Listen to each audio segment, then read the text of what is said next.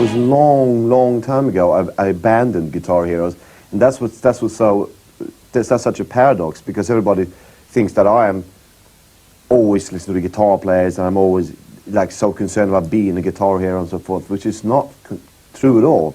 I'm a creator of music, and I compose music, and I produce music, arrange music, and of course add the guitar to that to make it into a unit, you know.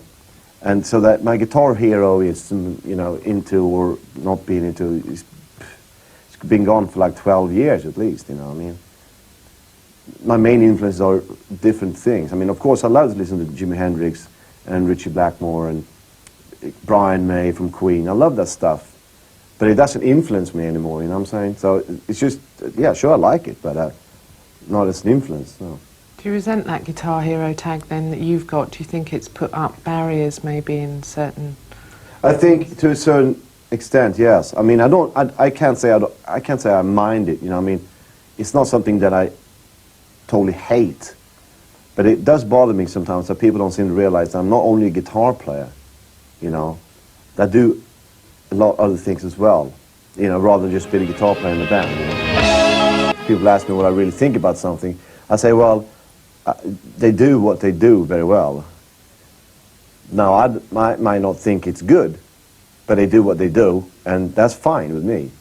You know, I don't compare myself with them or vice versa. You know, I don't really slag people off, no. I don't. That's a misconception.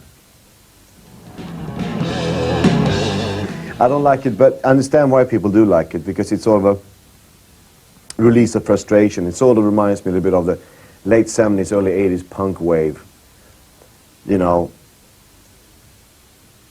the only thing that I have very much strongly, you know, what I got against it very, very much is the fact that they promote, you know, a wave of non-musicians, basically.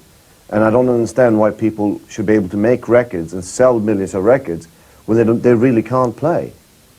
I think personally that's a hypocritical thing to do. It's like me saying to you, if you give me £1 million, I will build this great house, you know, because I'm a house builder, okay? And you come into the house and it falls apart, basically, because I built a poorly built house. Then again, I shouldn't be able to say to you, I built you this house. You know, it's an analogy, basically. I'm not talking about house building. I'm talking about the fact that, you know, you pay £15, whatever a CD costs nowadays, and you get something that's really crap. I worked really, really hard on Eclipse because I had sort of like a little leeway there, because it was a live album in between. So I had a little extra time to write, and I wrote very intensely on that, and I felt very, very strongly about that record. I thought it had a lot of strong points, but then Polygram completely ruined it. I mean, they ruined it to the point where I couldn't even tour on it in the States. I only toured in Europe and Japan and in Australia with that record. I did on purpose make this record more raw, yes, because I thought maybe Eclipse turned out a little too polished, you know. It was recorded digitally, was a lot of overdubs, a lot of backup vocals and stuff like that. It almost became too polished. So as I said to myself, no, this time around I want to have it so that if we do this live, it's going to sound pretty much the same.